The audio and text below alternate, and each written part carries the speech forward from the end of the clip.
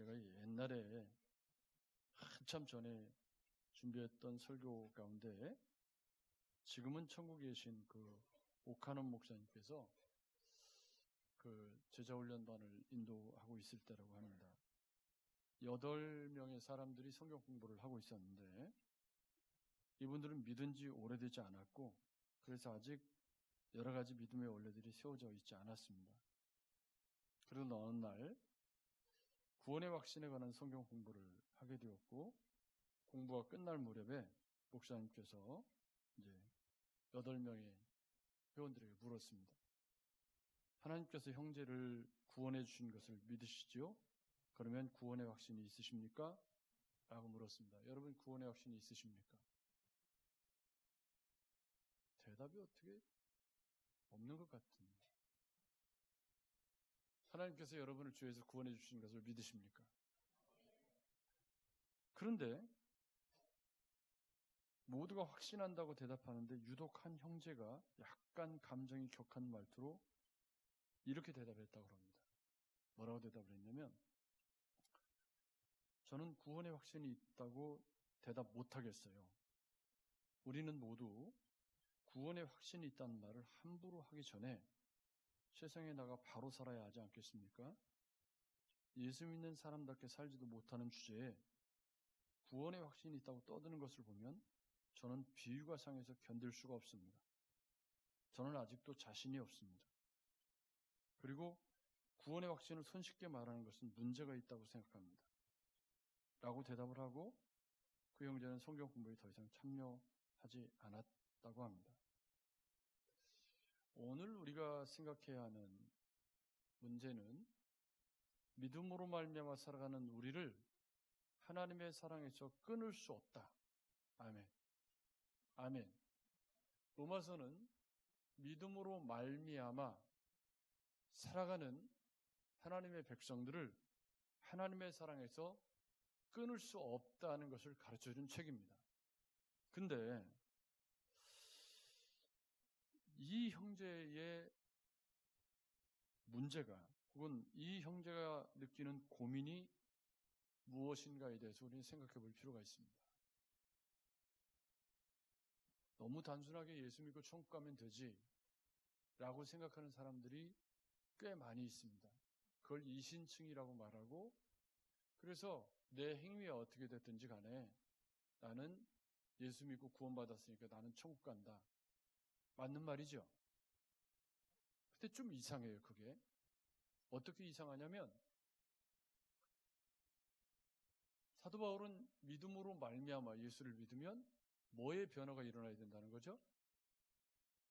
예수님을 닮은 성품과 인격과 언어와 생각과 삶의 변화가 일어나야 한다.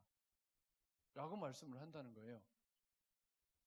그래서 이 형제와 같은 관점으로 자기를 보면 나는 구원받았습니다라고 말할 수 있는 사람이 다시 물어볼게요. 이 형제의 관점에서 내 살아가는 꼬라지를 보니 내가 지금 구원받았다고 말할 수 있을까? 그러면 자신 있게 선뜻 나 구원받았다고 말하기가 좀 껄끄럽죠? 여기에 우리는 조금 성숙과 미성숙의 차이만 있을 뿐이지 다 비슷한 수준에서 살고 있습니다. 뭐 성자 같은 사람도 승질 낼 때는 승질 들어온 거 똑같고요. 그죠? 그러니까 타락한 우리가 살아내는 윤리와 삶의 수준은 그렇게 편차가 크지 않습니다. 그런데 어떤 사람은 과도한 확신을 갖고 살아가는 사람도 있고 또 어떤 사람은 맨날 교회 오면 울고 나 같은 죄인이 뭐 이런 분도 있고 둘 다 문제죠. 여기에 교회의 해묵은 우리 신앙생활에 해묵은 어려운 문제가 있습니다.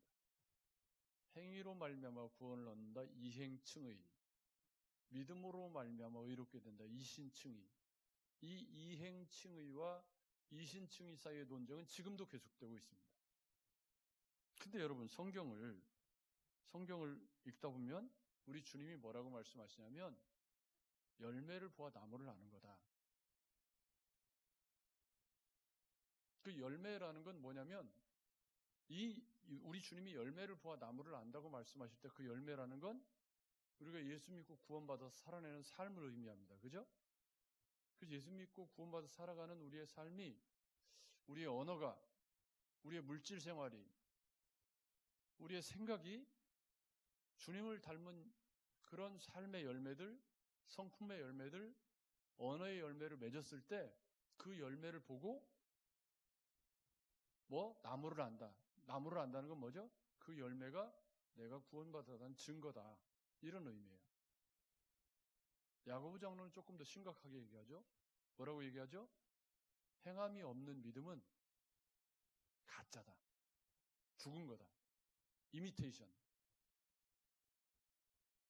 짝퉁이다.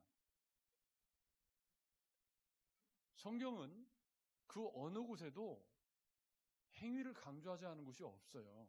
구약도 마찬가지입니다. 따라서 믿음과 행함의 관계를 부인할 수는 없습니다. 믿음은 반드시 행위의 열매를 동반해야 맞습니다. 그런데 이 행위의 열매라는 건 내가 예수를 믿고 의롭게 되었기 때문에 내 안에 생명이 있음으로 말미암아 맺혀지는 열매입니다. 아멘. 근데 이게 거꾸로 뒤집어져 가지고 행위로 말미암아 내가 구원을 얻었다라고 말하면 이건 뭐죠? 예수 그리스도의 보혈의 공로가 필요치 않아요.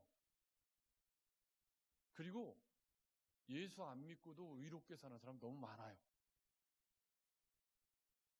예수 안 믿는데 법 없이도 산다는 사람 너무 많잖아요. 그러면 행위라는 것의 기준이 어디에 있어야 되는 거죠? 그리고 또 열매라는 것도 그래요. 열매라는 것도 어떤 사람은 열매가 많이 맺히기도 하고 어떤 사람은 열매가 하나 맺었는데 그것도 병들었어. 그 열매에 아니에요. 하나 맺은 열매도 열매죠. 어떤 사람은 지금 열매를 맺으려고 준비하고 있어요. 왜요? 근데 예수 믿고 오랜 세월이 지났는데도 열매가 안 맺는 사람도 있고 믿은 지 얼마 안 됐는데도 확확 변하는 사람이 있고 화장실 가는 사람도 있고 깜짝 놀랐네요. 갑자기 앞에서 깜짝 놀랐어요. 벌떡 일어나. 그러니까 이 열매라는 게 어떤 기준으로 어떤 열매를 맺는 것이 어디까지가 열매냐 기준이 있나요 없나요? 도대체 어디까지 열매를 맺어야 그걸 열매라고 할 수 있죠? 너무 주관적인 거죠. 따라서 이행층의를 말하는 것은 너무 위험을 동반하고 있죠. 왜냐하면 도대체 얼만큼 의롭게 살으면 행위로 구원받을 수 있나? 이건 율법주의하고 똑같은 얘기가 되는데 그래서 복음은 행위를 절대로 부인할 수 없습니다. 예수 믿는 사람은 그에 합당한 열매를 맺어야 합니다. 이걸 부인하는 사람은 예수를 안 믿는 거예요. 예수 안에 생명이 내 속에 들어왔다면 그 생명이 내 속에서 잉태되어서 씨앗이 발화가 되고 그 씨앗이 자라면 뭐가 돼야 돼요? 우리의 인격과 삶이 변하고 생각이 바뀌고 주님의 은혜에 감사할 줄 알고 얼굴에 화평이 있고 나누고 베푸는 삶을 향한 방향으로 우리의 삶의 저울추가 넘어가야 돼요. 아멘. 생각이 긍정적인 것으로 바뀌고 예수님을 닮은 인격과 삶으로 살아가려고 하는 노력이 삶의 곳곳에 배어 있어야 합니다. 자, 로마서는 로마서 1장 16절 17절이 주제성구입니다. 나의 의인은 믿음으로 말미암아 살리라. 복음에는 하나님의 의가 나타나서 믿음에서 믿음에 이르게 한다. 이 믿음에서 믿음에 이르는 여정을 나의 의인은 믿음으로 말미암아 구원 얻는다. 그리고 믿음으로 말미암아 계속해서 살아간다. 이게 로마서의 핵심입니다. 그 이야기를 하기 위해서 모든 사람이 죄를 범했다는 사실을 3장까지 정리를 해주고 4장에 아브라함이 등장한 후에 5장부터 8장까지가 진짜 중요한 이야기를 하고 있는 거죠. 그죠? 로마서는 5장부터 8장까지가 정말 여러분 집에 가서 막 읽고 또 읽고 또 읽고 해서 완전히 소화를 하시면 믿음의 보약과 같은 그런 책입니다. 그 중에 백미가 저는 7장과 8장이 이야기하는 내적인 고난과 외적인 고난의 문제라고 생각합니다. 예수를 올바르게 믿고 살아가려고 하면 내가 예수 믿는 사람처럼 살아야 되는데 이게 잘 안 돼. 여러분 잘 안 되죠? 내가 예수 믿는 사람처럼 마음을 쓰고 조금 예수 믿는 사람처럼 살아가려고 하면 이게 막 사사건건 걸리고 죄책감이 느껴지고 내가 그때 그 말을 하지 말았어야 되는데 그때 내가 조금 밥을 샀어야 되는데 그때 조금 더 베풀 걸 이런 후회가 삶에 많이 남게 되고 그것이 다 내 안에 애통으로 돌아와서 나는 참 굉장히 나는 부족하구나 이런 생각을 하게 되죠.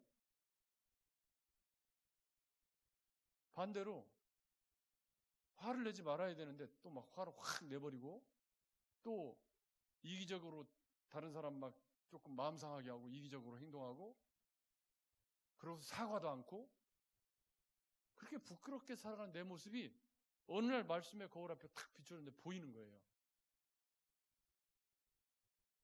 그걸 못 느끼고 살아가는 건 문제입니다. 여러분 그렇죠? 그걸 전혀 못 느끼고 살아간다. 그분은 말씀의 거울 앞에 나를 비춰보고 애통하는 삶을 살지 않는다. 그래서 로마서 7장의 고민은 바로 그 문제입니다. 내적인 그런 이 심령이 가난한 자에게 찾아오는 애통함의 문제. 그 다음에 8장에서는 또 다른 문제, 외적으로 다가오는 고난의 문제에 대한 결론이 모든 것이 합력하여 선을 이룬다.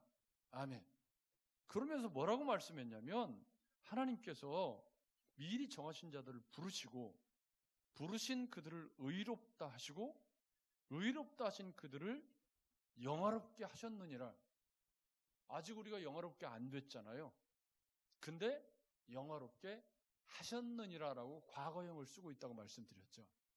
이건 믿음으로 말미암는 사람들을 하나님이 그렇게 만드시겠다. 아멘.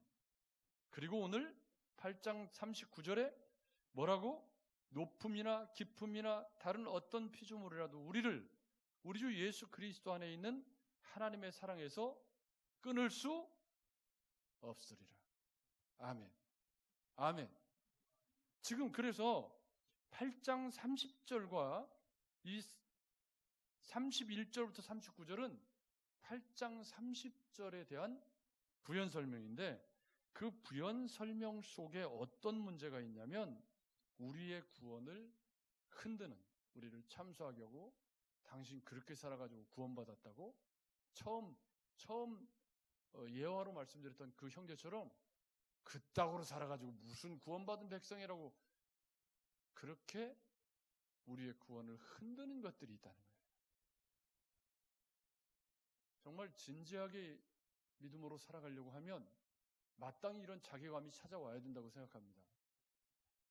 그런 자괴감을 한 번도 난 느껴본 적이 없고 그냥 아무 문제 없이 신앙생활을 계속되고 있다면 그분은 둘 중에 하나입니다.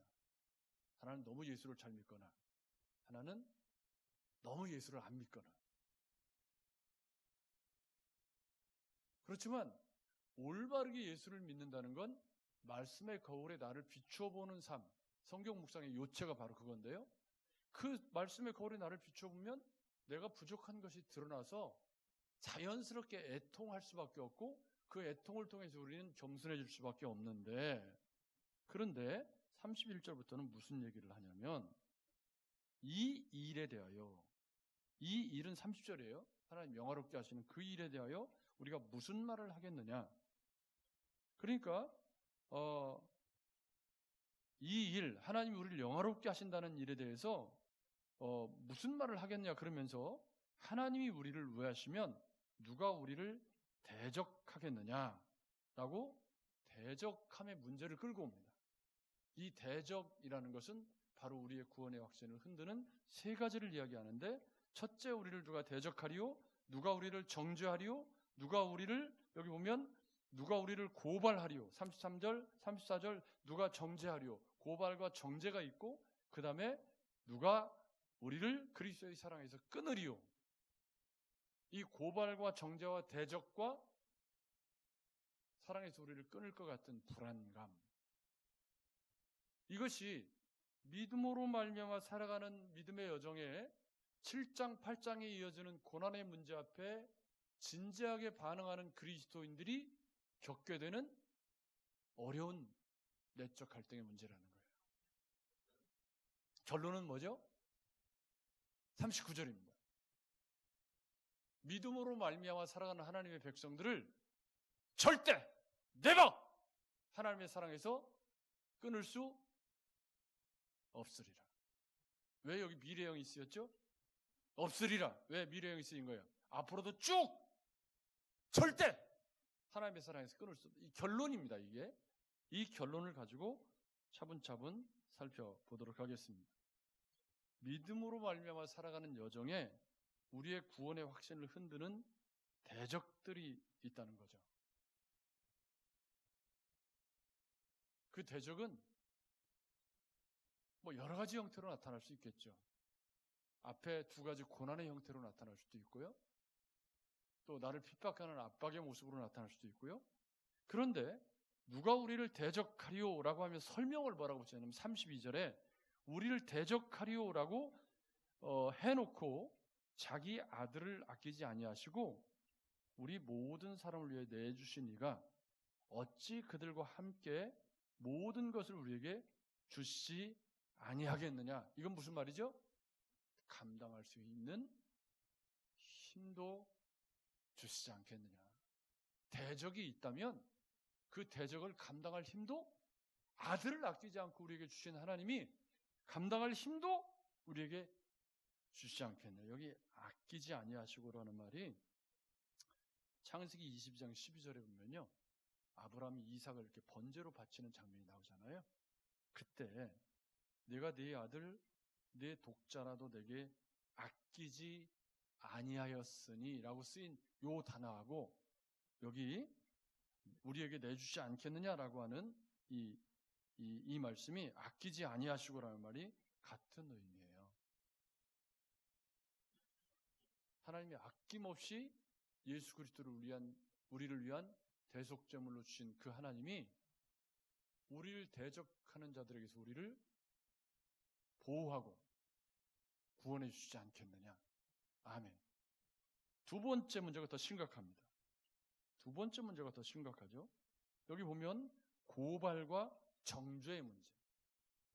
이게 사실은 두 가지 방향으로 나타날 수가 있습니다. 고발과 정죄가 일단 우리 내적 갈등, 7장의 문제에서 아무리 말씀대로 살아보려고 해도 잘 안 돼. 또 실수하고 또 넘어지고 또 말실수하고 또 가서 무례하게 행동하고, 나이가 먹어서 감사한 거 하나는 그런 실수가 현저하게 줄더라고요. 젊은 날에 제가 그 문제가 너무 힘들어서 제가 좀 까칠한 사람이잖아요. 생긴 것도 까칠하고. 제가 또 음악 전공한 사람이잖아요. 트리플 A형에다가. 그러니까 저는 지금 거의 40년 동안 성경 묵상 붙잡고 인생을 다 성경 묵상에 던진 사람인데, 말씀을 볼 때마다 미치는 거죠, 이게. 그럴 때 고발과 정죄가 내적으로 찾아오는 거죠. 야, 너 같은 놈이 무슨 목회를 한다고, 그따구로 말하고 그렇게 행동해가지고 네가 무슨, 이게 뭐예요? 사단이 우리를 고발과 참사하는 일입니다. 애통이 좋은 거잖아요. 말씀대로 살아가려고 할 때 마음에 애통함이 있고 7장의 사도 바울이 처절하게 느끼는 그런 고뇌, 오호라 나는 곤고한 자로다. 누가 이 사망의 말 나를 건져낼고 할 때 사도 바울이 느끼는 그 감정을 사단이 툭 건드리는 거예요. 뭐라고 건드리죠? 아이고, 당신 예수 믿는 사람 맞아요? 어떻게 행동을 그따구로 하시면서 남이 하는 얘기가 아니고 여기서는 지금 제가 하는 얘기는 우리 스스로가 내적으로 그런 고발과 참소가 있죠. 요게 이제 바깥으로 나가서 누가 우리를 정죄하리요, 고발하리요, 정죄하리요. 정죄할 때 뭐죠? 아이고, 어떤 분이 아니 목사님 맞으세요? 장로님 맞으세요? 교회 다니는 거 맞아요? 여러분, 이런 말을 듣게 행동해서는 안 된다고 저는 생각합니다. 우리 아파트 사는 8층 주민이 예수병원의 사회사업 과장이라는데, 그분이 저를 아파트에서 이제 엘리베이터에서 모르는 사이죠. 모르는 사이에 만났는데, 저를 만나서 인상을 어떻게 받았냐면 은퇴한 공직자인 줄 알았대요. 몸 관리를 엄청 잘한 은퇴한 공직자인 줄 알았대. 기분이 엄청 나쁘더라고요. 이유인즉슨 머리가 항상 짧고 단정하고 이제 그렇게 사니까 공무원 하다가 은퇴했는가 보다. 근데 그 기분이 되게 안 좋더라고. 맨날 성경책 들고 다니고 뭐 그러는데, 그랬더니 나중에 이제 목사라는 걸 알고 선한 영향력을 많이 좀 끼치셨으면 좋겠다고 그러더라고요. 그래서 제가 뭐라고 그래야 돼요? 그러면 성도가, 장로가 목사한테 선한 영향을 좀 많이 끼치고 사십시오, 너나 잘하세요, 그럴까요? 여러분, 이 고발과 정죄의 문제가 내적으로 애통하는 삶을 살아갈 때 찾아올 때도 문제고, 외적으로 믿는 우리에게 당신 그렇게 믿어가지고 무슨 구원, 아이고 웃기고 있네요, 이렇게 찾아올 수도 있는 거죠. 우리의 구원을 흔드는 것들이. 이거 둘 다 겪어보지 않으셨다면 그것도 문제입니다. 바깥쪽으로 사람들이 나를 뭐라고 하는 것도 문제고, 내적으로 그런 구원에 대한 열망과 고민이 없어서 그런 애통과 정죄가 한 번도 찾아온 적이 없다. 그건 고민을 않고 예수를 믿는다는 뜻인데, 뭐 좋은 것일 수도 있겠지만 사유하는 그리스도인은 또 아닌 거죠.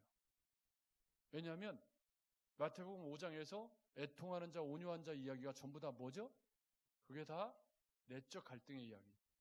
로마서 7장의 이야기를 복음서에 주님이 하신 거거든요. 그렇게 보면 이 정죄와 고발의 문제는 죽으실 뿐 아니라 다시 살아나신 이는 예수 그리스도시니 그는 하나님 우편에 계신 자요 우리를 위해서 간구하는 자시니라. 아멘. 이 정죄하리오라는 말은 미래 시제를 담고 있는데요, 마지막 심판 때 누가 우리를 정죄할 수 있겠냐는 의미도 여기 같이 포함되어 있어요. 거기에 우리의 구원이 주님 다시 오실 때 확실하겠느냐? 그렇게 신앙생활 해가지고 당신 주님 다시 오시면 구원받을 수 있겠습니까? 이런 도전적인 질문이 여기 내포되어 있습니다. 저는 마땅히 우리가 이 질문 앞에 서야 된다고 생각합니다. 여러분, 우리 신앙생활의 모습을 보십시오. 우리가 진짜 예수 올바르게 믿고 있습니까? 고민해 보실 필요가 있습니다. 말씀을 붙들고 말씀대로 살기 위해서 제가 가슴을 찢고 애통하고 기도하는 노력이 중지되어져 버린다면 그 사람은 세상 사람이나 다를 것이 없이 살아가는 사람이에요. 그래서 우리는 매일 말씀 앞에 서고 그 말씀 앞에 마음을 찢으면서 기도하면서 매일 주의 말씀은 내 발에 등이요 빛이라고 고백하는 삶을 계속해서 살아가야 합니다. 그럴 때 정죄도 함께 찾아오고 내적 고발도 찾아와야 돼요.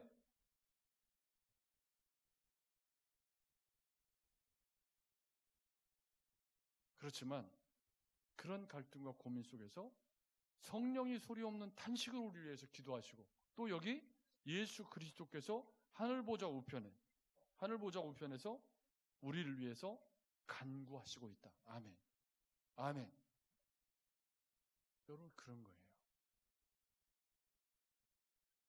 믿음으로 말미암아 살아가는 삶의 기본적인 삶의 모습은 화평과 온유와 은혜여야 하죠. 그러나 그 화평과 은혜는 저절로 찾아오는 게 아니라 이런 처절한 영적 전쟁의 한 복판에서 찾아오는 겁니다. 그런 내적 갈등과 영적 그런 고민이 없이 예수를 믿을 수 있다면 제일 좋겠죠. 그러나 이 땅에 발을 디디고 살아가는 한 우리는 죄의 유혹과 시험으로부터 완전히 자유로울 수 없습니다. 사람들과 만나면 상처받고요. 상처를 주고요. 교회를 이뤄서 교회 생활을 해도 내가 알지 못하는 사이에 사람들에게 상처를 주고 교만하게 행동하고 그렇게 해놓고 나는 모르는 거예요. 그거를 말씀의 거울에 비춰보지 않으면 내가 그렇게 사는지조차도 몰라요. 그래서 이행충의를 얘기하는 사람들이 생겨나는 거죠. 그따구로 예수 믿으면서 무슨 구원을 이야기하냐 이런 얘기를 왜 하느냐면 행위로 나타나는 믿음의 열매들이 너무 없는 거예요. 그런 고민조차 아예 안 하는 거죠. 그래서 행위를 강조하다 보니까 어디까지 간 거예요? 행위 없으면 그리스도는 아니다. 이렇게까지 나가게 된 겁니다. 따라서 우리는 로마서 8장을 공부하면서 반드시 내가 예수 믿는 사람으로서 합당하게 살고 있는가라는 질문을 수천 번, 수만 번 하셔야 돼요. 말하는 것에서, 행동하는 것에서 내가 믿는 예수가 과연 나의 삶을 지배하는 삶의 원리로서 나를 고치고 회복하고 치유하고 있느냐라는 질문을 계속 하셔야 돼요. 그래서 어떻게 하든지 주님이 닮은 인격과 삶으로 살아내기 위한 거룩한 영적인 고민들을 끊이지 않고 계속해 나가셔야 합니다. 그게 중단되고 나면 그러면 주님을 향한 열망도 함께 저는 사라진다고 생각합니다. 마지막 문제입니다. 마지막 문제. 누가 우리를 그리스도의 사랑에서 끊으리요? 그러니까 첫 번째가 참소하는 대적들이라면 두 번째는 마지막 때에 어떻게 될 것인가에 대한 두려움, 세 번째는 믿음에서 믿음에 이르는 동안 우리 삶에 펼쳐지는 고난과 역경 때문에 우리가 나 구원받은 거야. 하나님 나 안 사랑하는 거 아니야? 하나님 나를 사랑하시면 이런 일이 있을 수가 없어. 이것도 우리의 구원의 확신을 흔드는 것들이죠. 하나님 나를 사랑하시는데 어떻게 내가 이런 사고를 당할 수가 있어? 내가 하나님 그렇게 열심히 헌신하고 봉사했는데 하나님이 어떻게 우리 자식을 이렇게 만들 수가 있지? 하나님을 내가 그렇게 열심히 믿고 11조를 열심히 하고 신앙생활을 했는데 어떻게 사업을 이렇게 만들 수가 있지? 이게 8장의 고난 문제 아닙니까? 그런 우리의 질문에 대해서 여기 사도 바울이 예를 들고 있습니다. 환난이나 누가 우리를 그리스도의 사랑에서 끊으리요? 라고 이야기하면서 이 환난이라는 말은 로마 시대의 곡식을 탈곡할 때 사용했던 트리볼룸이라는 타작기를 의미하는데 우리로 말하면 옛날에 우리 도리깨 있죠. 이렇게 치던 도리깨 있잖아요. 요즘에는 전부 기계로 다 하지만 라떼 이야기를 좀 하면 라떼에는 도리깨질 했던 때가 있어요. 벼 갖다 놓고 그죠? 깨 털 때 이거 이렇게 봉 같은 거 길게 끝에 줄 달려가지고 끝에 이렇게 뭐 이런 거 달려가지고 탁탁 이렇게 때려 했던 곡식터를 저도 어릴 때 그거 해봤거든요. 여기서 환난이라는 말은 도리깨가 땅에 곡식을 깔아놓고 도리깨를 힘껏 내리치면 곡식알이 떨어지는 것처럼 환난은 성도를 땅에 눕혀놓고 도리깨로 내리치기를 박해하는 건데 이게 이 시대에는 로마의 박해와 연결되어 있기 때문에 박해가 일상이었던 시대죠. 이 환난에서 우리를 끊을 수 없다. 이 환난이 우리를 하나님의 사랑에서 절대 끊지 못한다. 내가 넘어지지 않아야 되지. 내가 넘어지지 않으면 하나님 그 환난이 우리에게 있지만 그 환난 가운데 하나님 우리를 사랑하시지 않는 게 아니다. 하나님이 그 환난에 있어도 하나님 우리를 사랑하시는 건 변함이 없다. 사도 바울은 그 얘기를 하는 거예요. 근데 문제는 우리죠. 그 환난을 우리가 견딜 수 있는 믿음에서 믿음으로 이르는 여정에서 그 환난을 견딜 수 있는 믿음이 있느냐가 더 중요한 거 아닙니까? 그게 믿음으로 말미암아 살아가는 거예요. 곤고는 정신적인 고통입니다. 사도 바울이 오라 나는 곤고한 자로다. 누가 이 사망의 몸에서 나를 건져낼고 할 때 이 곤고는 뭐죠? 7장에서 얘기하는 내적인 마음의 고통들을 의미합니다. 말씀대로 잘 사라지지 않았을 때 고통입니다. 핍박은 노골적인 박해를 의미하고, 기근은 굶주림을 의미하고, 적신은 헐벗음을 의미합니다. 이 편지를 읽었던 로마의 10대 박해가 줄을 잇던 시절인데, 하나님을 믿고 하나님의 뜻대로 살아가려는 성도들이 삶의 터전을 빼앗기고 농사도 지을 수 없는 황무지로 쫓겨가는 일이 비일비재했고, 그래서 그들은 굶주림과 헐벗음을 견디지 못하고 죽어갔다. 이렇게 쉴 사이 없이 찾아오는 수많은 고통과 박해로 인해서 하나님이 과연 나를 사랑하시는가? 라는 질문을 했던 시대에 썼던 편지입니다. 지금 우리 시대는 박해가 너무 없어서, 너무 편해서, 물론 지금 경제가 많이 어렵고 어렵다. 우리 교회가 이렇게 재정적으로 힘들었던 때가 거의 없는데, 요즘에 조금 이렇게 보면 경제가 힘든가 보다, 이 생각이 들 정도로 어려워져 있는 걸 봅니다. 경기가 진짜 어려운 거구나. 우리 교회 같은 헌금 시스템을 가진 교회는 다 자발적으로 이렇게 하는 교회이기 때문에, 그동안 그게 잘 되어왔던 교회이기 때문에 줄었다는 건 저는 액면 그대로 받아들여요. 생활이 어려워졌구나, 이렇게 이해를 하는 거죠. 그만큼 수입이 줄고 생활이 어려워진 거구나 라고 제가 피부로 느끼고 있어요.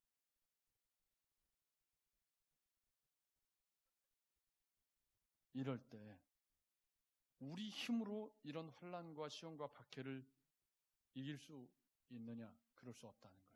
그렇지만 이 모든 일에 우리를 사랑하시는 이로 말미암아 넉넉히 이기느니라. 아멘. 여기 36절에 우리가 종일 주를 위하여 죽임을 당하게 되며 도살당할 양과 같이 여김을 받았나이다 라고 기억에 시편 44편을 인용하고 있는 구절이 고난과 박해와 적신을 이야기하는 대표적인 구절입니다. 자, 37절에 그러나, 같이 한번 읽어보겠습니다. 시작. 그러나 이 모든 일에 우리를 사랑하시는 이로 말미암아 우리가 넉넉히 이기느니라. 아멘. 승부처가 어디예요? 이기는 것이 승부처예요. 환난과 극인이나 곤고와 적신이 없다가 아니라 믿음으로 말미암아 살아가는 여정에서 어떻게 그것을 이기느냐의 싸움이 신앙의 싸움이라는 거예요. 아멘. 내적 갈등과 외적인 박해와 어려움들을 어떻게 이기느냐의 싸움인데, 어떻게 이길 수 있느냐? 우리를 사랑하시는 이로 말미암아, 성령의 도우심으로 말미암아 우리가 넉넉히 이기느니라. 아멘. 그러니까 38절에 내가 확신하노니 사망이나 생명이나 천사들이나 권세자들이나 현재일이나 장래일이나 능력이나 높음이나 다른 어떤 피조물이라도, 이건 다 뭐예요? 이건 다 우리를 대적하고 참수하고 어렵게 하는 것들이죠. 우리 주 그리스도 예수 안에 있는 하나님의 사랑에서 우리를 끊을 수 없으리라. 아멘. 아멘. 그 얘기를 하고 싶은 거예요. 로마서 8장이 얼마나 위대한 책인지, 로마서 5장부터 8장까지가 얼마나 신앙생활에 중요한 보화를 담고 있는지. 로마서는 9장부터 11장까지는 좀 껴들어온 얘기이기 때문에 조금 곁가지로 갔어요. 8장에서 12장으로 가야 로마서가 매끄럽게 연결이 되고, 9장부터 11장은 좀 껴들어온 얘기라서 조금 다른 주제들을 좀 다루는 경향이 있는데, 8장에서 12장으로 넘어가서 이제 생활적으로 바로 연결이 되어져 가는 거거든요. 그렇지만 이제 9장부터 11장은 조금 다른 주제를 다루고, 이제 다시 12장에서 8장이 이어지는 주제를 다루게 되겠지만, 우리는 믿음으로 살기만 한다면, 믿음으로 말미암아 살아가기만 한다면 우리를 하나님의 사랑에서 끊을 수 있는 것은 없습니다. 사도 바울이 우리에게 들려주시는 위로의 말씀입니다. 잠시 실수할 수도 있고 넘어질 수도 있습니다. 열매가 아주 요만할 수도 있고 아직 열매를 맺으려고 준비할 수도 있습니다. 열매가 풍성한 사람도 있고 병든 열매를 맺고 있는 사람도 있을 수 있습니다. 다 똑같지 않죠. 그렇지만 중요한 건 우리가 믿음으로 말미암아 살아가고 있다는 것입니다.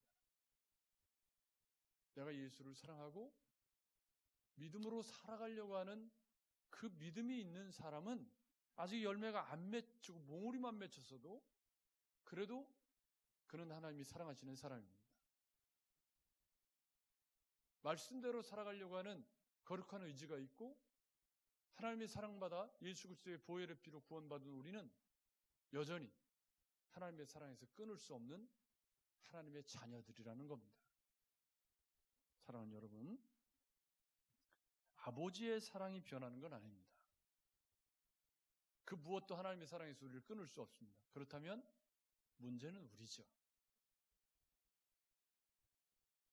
살다 보면 힘들 때도 있고 어려운 시절도 있고 다 그 고비고비를 넘어서 여러분 암도 많고 교통사고도 많고 뭐 최근에 송땡땡 씨도 78세인데 뭐 가셨잖아요. 78세면 지금 청춘이시잖아요, 아직? 김땡땡 씨도 얼마 전에 또 가셨고, 유명한 분들이. 인생 알 수 없죠. 그렇지만, 믿음으로 말미암아 살아가는 우리 믿음의 여정에서 실수할 때도 있고, 넘어질 때도 있고, 다윗처럼 범죄할 때도 있고, 시련과 환난으로 말미암아 마음이 불같이 녹아질 때도 있지만 우리가 확신을 가지고 살아가야 하는 단 하나의 이유 뭐죠? 우리를 사랑하시는 이로 말미암아 우리가 넉넉히 이길 수 있느니라. 그 무엇도 우리를 그리스도의 사랑에서 하나님의 사랑에서 끊을 수 없으리라. 이 믿음을 가지고 또 한 주간도 믿음으로 말미암아 살아가려고 더 마음을 쓰고 기도하고 말씀 앞에 무릎을 꿇고 애통하고 또 그 예수로 말미암아 즐거워하고 그렇게 살아가시되 그 모든 것이 하나님 나를 사랑하시는 증거다 라는 확신으로 승리하신 한 주간 되시기를 주님의 이름으로 축복합니다. 하나님 아버지